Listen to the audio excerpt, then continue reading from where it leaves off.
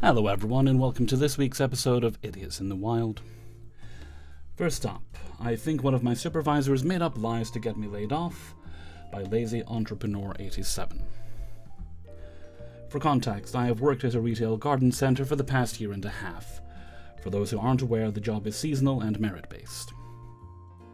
I'm an indoor plant collector with a lot of knowledge regarding houseplant care and a minor in horticulture. I'm fill-in writing for work in plants. I'm even working on my prerequisites for a master's in plant bio. I had taught a lot of people how to work with plants for the first time on staff, had many regular customers who knew my name, etc. Unfortunately, I was saddened to learn that I was being laid off this September. Honestly, I was crushed and surprised. The way it happened was really weird too. The schedule was posted for the following week and I was not on it. I questioned my boss and she said she might have me come in.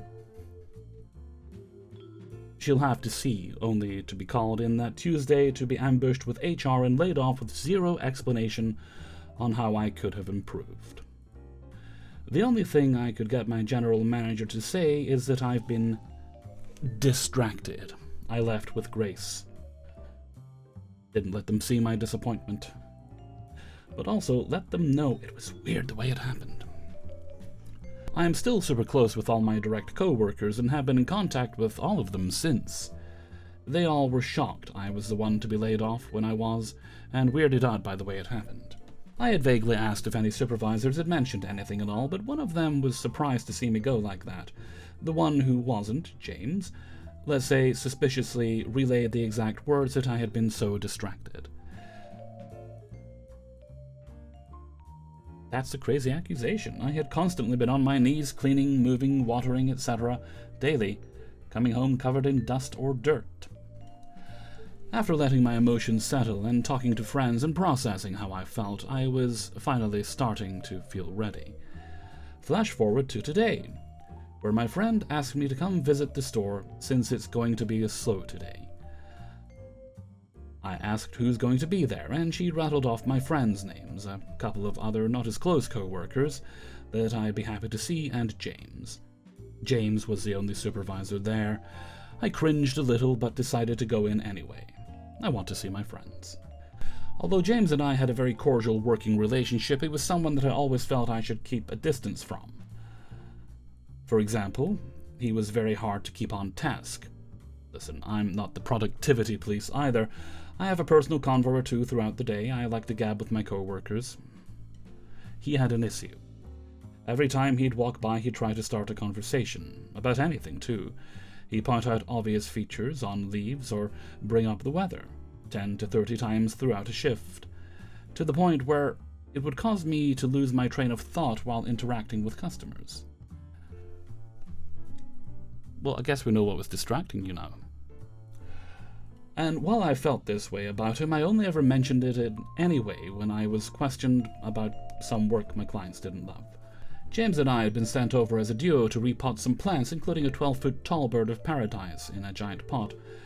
We put a tarp down in the house, tipped the pot together, and when he stopped helping and started having a full-on personal conversation with the client, I was so shocked that I couldn't believe it.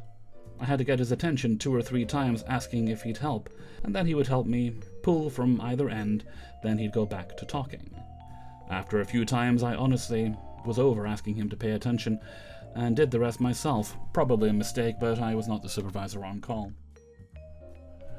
When I explained this to my GM after being questioned about the job, I was asked point blank why I didn't tell him he needs to focus in front of multiple clients, because you're a professional.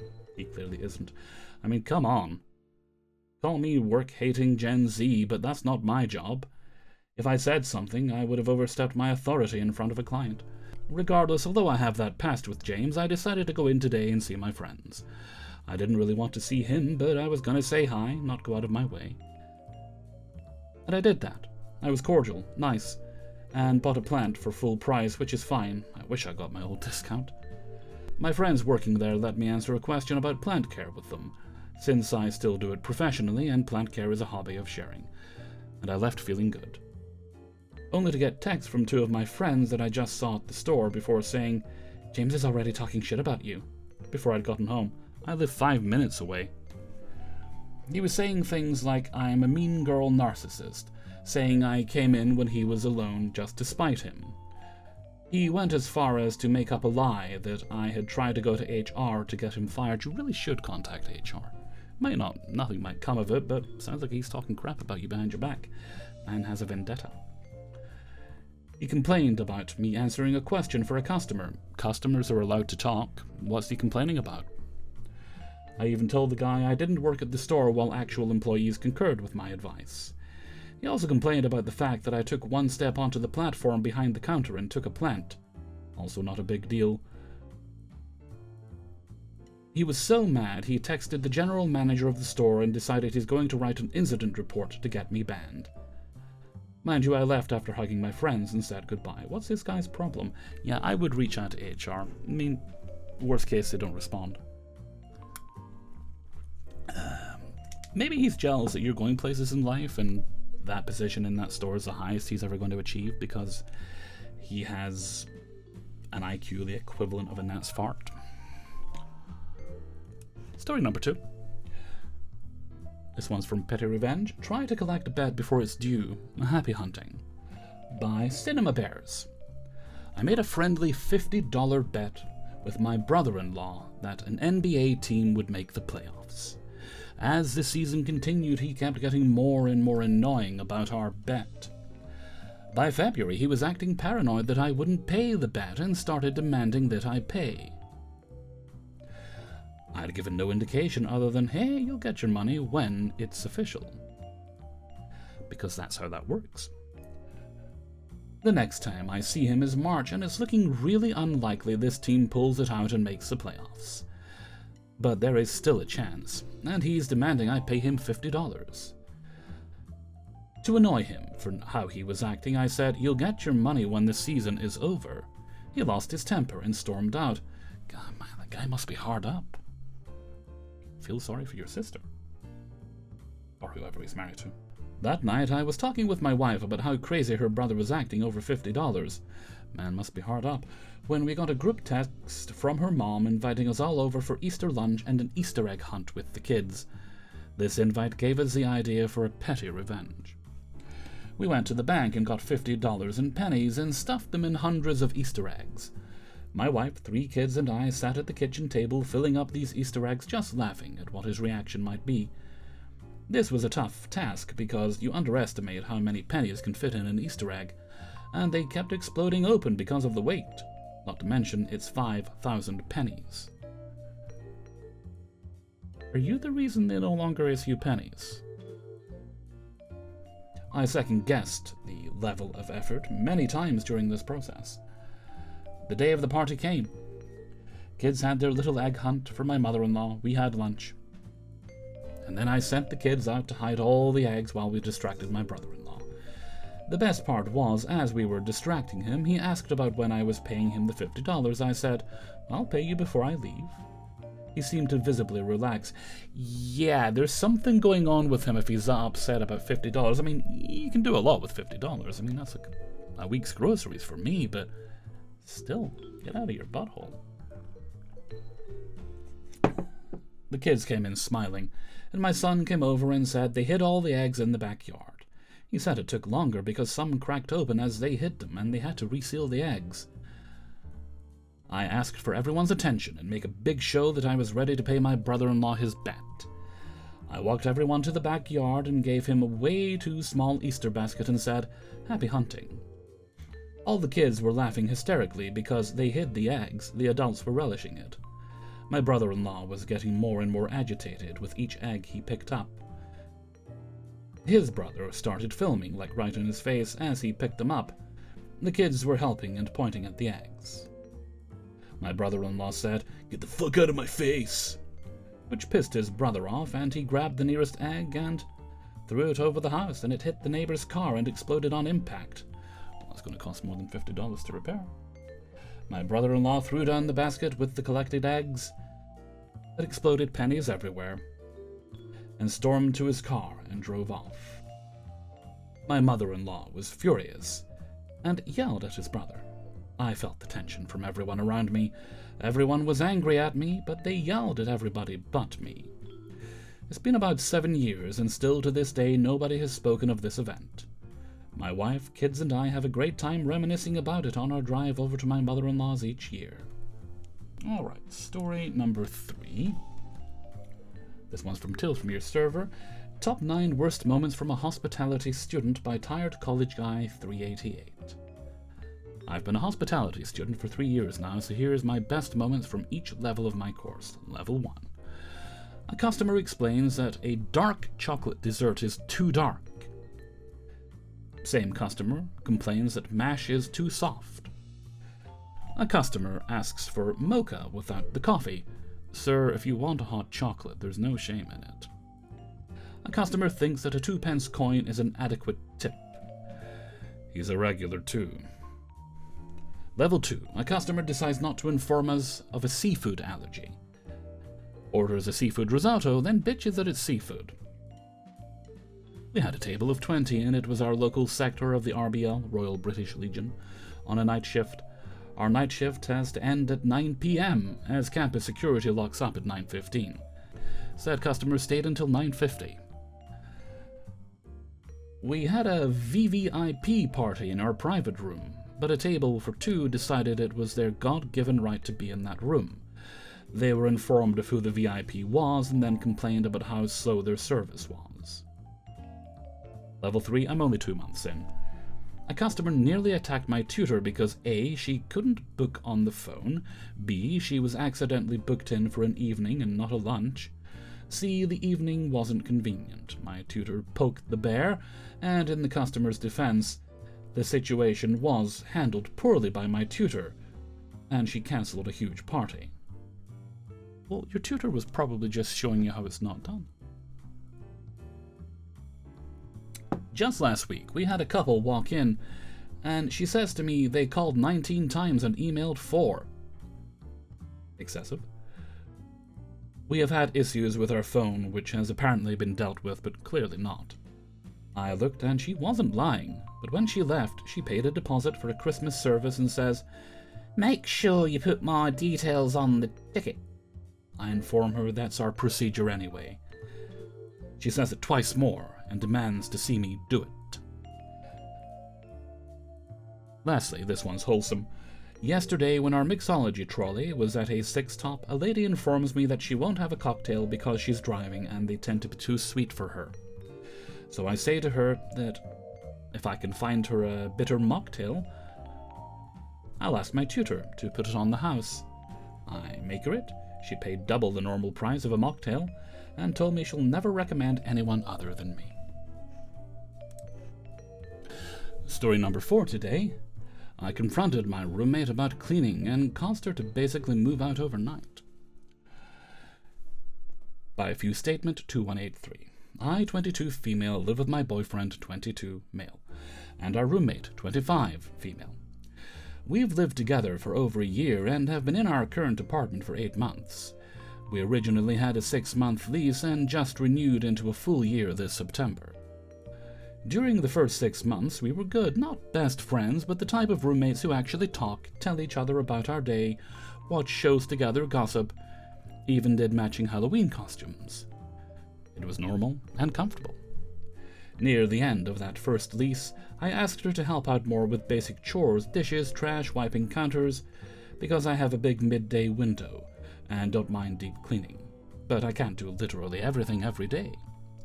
She sent me a long, sweet message apologizing, agreeing she hadn't been helping, promising to do better, and also saying my decor makes her uncomfortable to clean around. I immediately asked what she'd like me to move or change so she could feel included. She said she'd tell me. She also mentioned she had no social life because of work, and that's why she wasn't cleaning. Okay. Fast forward, we sign a year lease. It's now the holiday season. I work in a school and I'm swamped. Meanwhile, she stops helping entirely. I mean entirely. She did the dishes once in a full month and I had to remind her. She'd leave her foot on plates and put them straight in the dishwasher. Then in October, she stopped even pretending. She's either here with a guy at a guy's house or sleep calling guys on the phone. What was that about no social life? Oh wait, is that work? I jumped to a conclusion there, it could be work. She throws trash in the bathroom bin until it overflows with used feminine products. Ah, the classic. Leaves all her stuff out and doesn't wipe a single counter. She meal preps, dumps everything in the sink, and leaves. She's barely home long enough to talk, so I couldn't even bring up the mess again. So, last week I put a note above the sink, "Hey, I'm sorry, but all dishes that contain mold or fly eggs and are left for over a month will be tossed." She asked what I threw out. I told her nothing this time, but it's a warning because my boyfriend found some truly disgusting dishes and cleaned them even though he shouldn't have had to. She says, "I've been trying to be on top of things." No, Cassandra. We don't know her name, but I'm going to call her Cassandra. Don't try to be on top of things, just do it. Okay, there we go. That's the solution. Just do it. Be like Shia LaBeouf. Which really pissed me off because she absolutely has not. I tell her calmly that the house is getting overwhelming. My job is more demanding and I can't keep doing everything while getting zero effort back. I explain that she uses my things without hesitation, but claims she can't clean because my decor makes her uncomfortable. Do you have cactuses everywhere or something? I tell her that it feels disrespectful and one-sided. I'm assuming mostly because that's what it is. She immediately replies with, "We should talk in person." Okay, fine. But then she texts, completely out of nowhere, "I'd also like to talk about rearranging our rent and bill situation." She wants to pay more, does she? For context, she pays $400, I pay $400, my boyfriend pays utilities around $350, because he's only home less than 48 hours every week due to his job. This has been the agreement since the last apartment, and she agreed to it multiple times. Suddenly, the moment I ask for basic help, she wants to renegotiate the bills. I got mad. Not screaming mad, but fed up. I walked in and said, "Hey, the bills aren't up for negotiation. We can settle one thing at a time or not at all." Then I removed myself to calm down. When I came back out, I said, "What the fuck, man? Why are we doing this?" Not yelling, just exhausted. She instantly switches to a soft victim voice and says, "Don't yell at me. I don't deserve to be yelled at." That. I immediately apologized for my tone and said we could talk calmly. Then she says, "Before we start, don't make fun of me, but I don't have a therapist like you, so I talked to ChatGPT, and here's what it says." Okay. Yeah, I'm judging if you're using ChatGPT for therapy.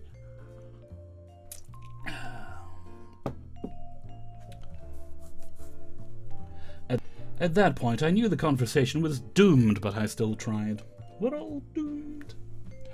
She then starts attacking my decor again. Stuff she told me was fine and even awesome when I asked before buying it.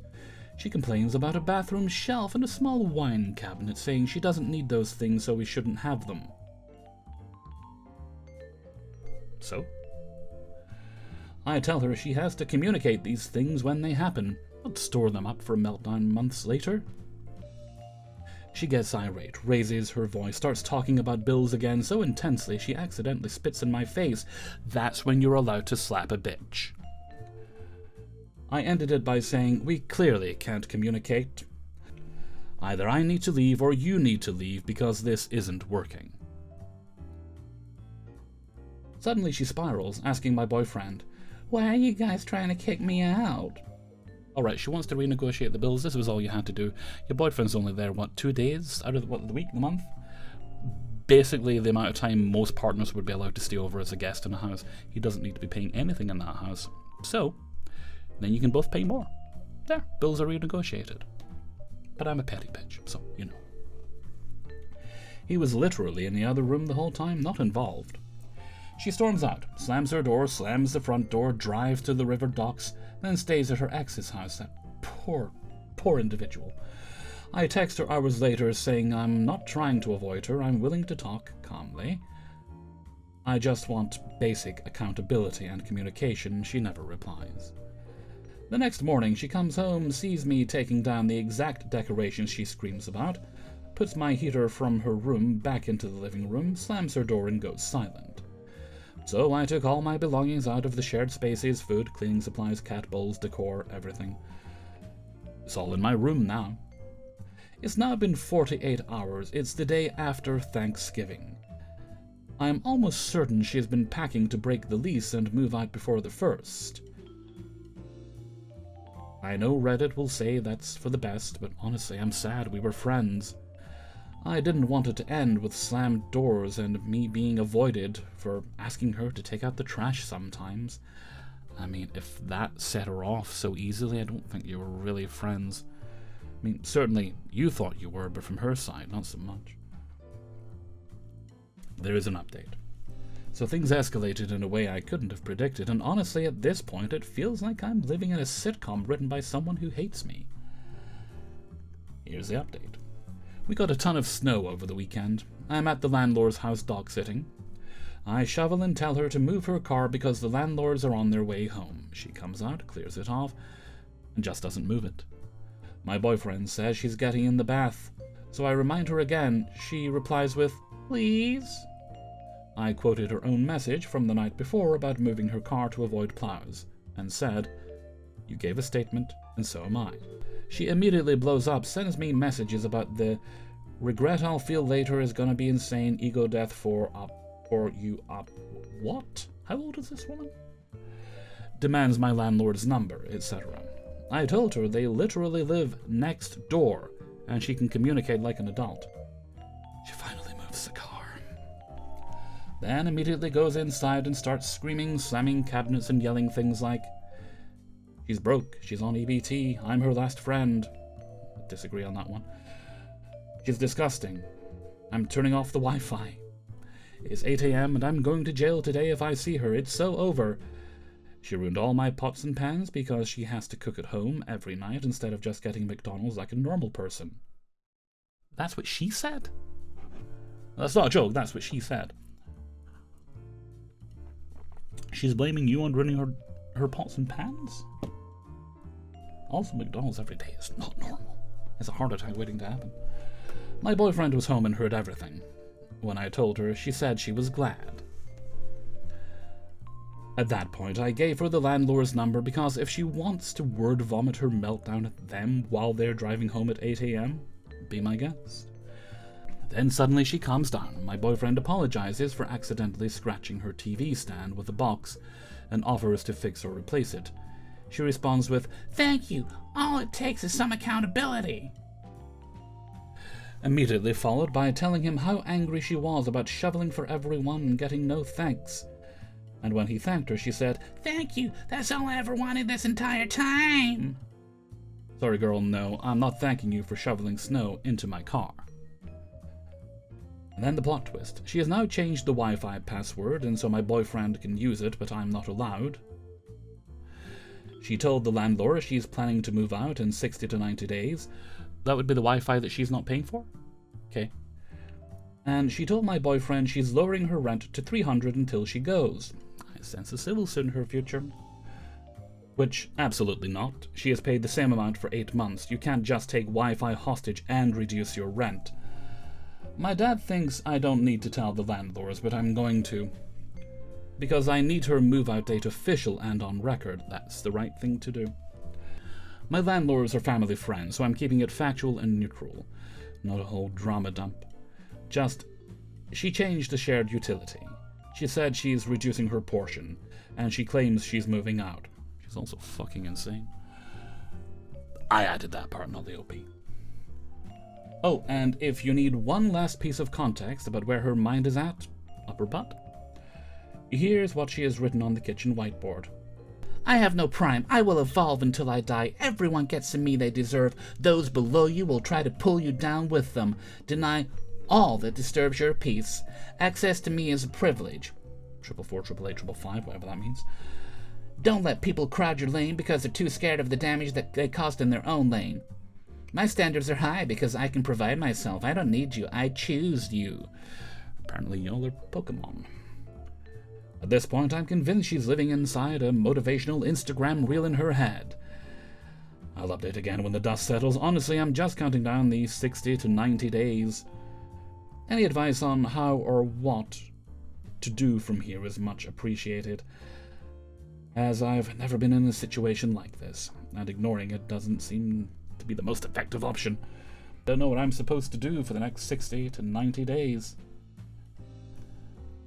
Hang on, let me just double check. Where does the 60 to 90 days come from? Because I think your landlord could, depending on the law where you live, but generally the standard is 30 days notice. So if your landlord's a family friend, they could move this along too. Sweet. And the fifth and final story is I'll help you advance your career as much as I can. By Help Darren. I live and work in the UK for 10 years now. I'm from, let's say, country A. Used to work with a bloke from country B. He wasn't necessarily a bad guy, but he had a very weird sense of humor. Our countries aren't really friendly to each other, and while I couldn't care less, he definitely brought that here with him. I was constantly a target of his jokes about why my country sucks. It does, but not for the reasons he thinks. And the only nice thing about us are the girls he loves to, read poetry to. Because that's what his country would do to mine, too. And of course, he has nothing against me, he likes me, it's just my nationality is what it is. When I left that workplace because I moved away, I was happy I'll never see him again. New town, new job, happy days, right? Right? I was working at my new place for 4 months when I got promoted to my current position. But that also involved moving to a different unit where I, you guessed it, ran into this guy again. I was friendly towards him. I don't really hold grudges. Better to leave them on the floor so people can trip over them. Especially since I just became his assistant team leader, and I didn't want to start my new role by having one against someone in my team. He wasn't happy. He wanted this job, and he felt that I stole it from him even though I was promoted out of the blue. I never applied for the position. Didn't even know it exists. I was told on Thursday that, "That's what you're gonna do from next Monday." And the weeks went by, and I learned more and more about the work the unit does. I started to notice small mistakes in people's job, including his. I looked at it as an opportunity to learn how to lead, and my boss was over the moon that I went to handle these small things on my own. That's why they promoted me, though. So I went around, talked to people, showed them the stuff I'd seen, asked them if there's any way to avoid these mistakes, or it's something to do with the material, the machines, etc. They've had years of experience. I was there a few weeks. I tried not to blame anyone unless it was obviously a human error. I wanted to learn not to criticize. When I approached him the first time, before I had even a chance to explain what's wrong with the stuff he's done, he tried to start an argument about why it isn't his fault. Didn't say it was, or I think it might be. And how it's the company's fault if they promote people without having any experience on the job whatsoever. Well, maybe they should fire him then. That would fix the problem. Like, promote him in the other direction. I couldn't fault him there. I didn't have much experience, but I wasn't promoted because I'm good on the shop floor. I was promoted because I think ahead and solve issues before they become problems. And that's an invaluable skill in the unit they sent me to.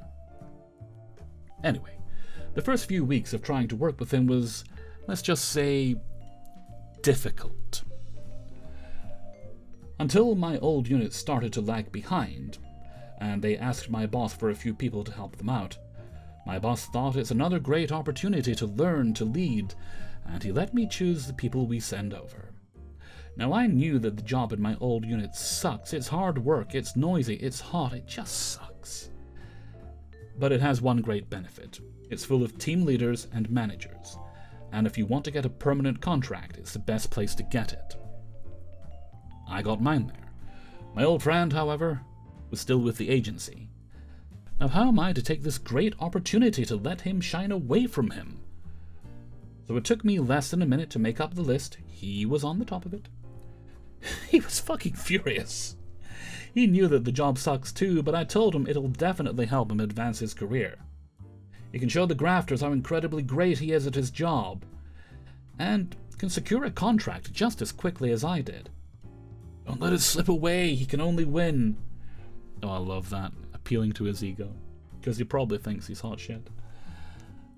His life was hell for the next few weeks, and every single day I went over to my old unit. That's where the head office was. I had to turn in paperwork every morning. He looked at me like I had killed his cat or something. I always smiled and waved at him because, again, I don't hold grudges, right? And then, a few weeks later, they offered me another position, which, while sounded good on paper, was an absolutely horrible job in practice. I respectfully declined, but recommended him, because again, who am I to stop someone from advancing in their career? They told me there's no chance that guy will even get a contract with the company, let alone getting any position whatsoever. He makes way too many mistakes. He's lazy, he's annoying, he's inappropriate towards other people. He can't work with anyone. And they're happy we sent him down there because they wouldn't want to pay someone like him any longer than necessary. But if he'd stay with us, they'd never have known. But hey, I tried to help. Really, really tried. And here's the thing. I believe you enjoyed every second of that, but I also think you were genuinely trying to help him. Because, yeah, it sounds like absolutely terrible work, but as you say, it could have actually worked out very well for him in the end had he applied himself like you and presumably the other folk down there are willing to do. Oh well.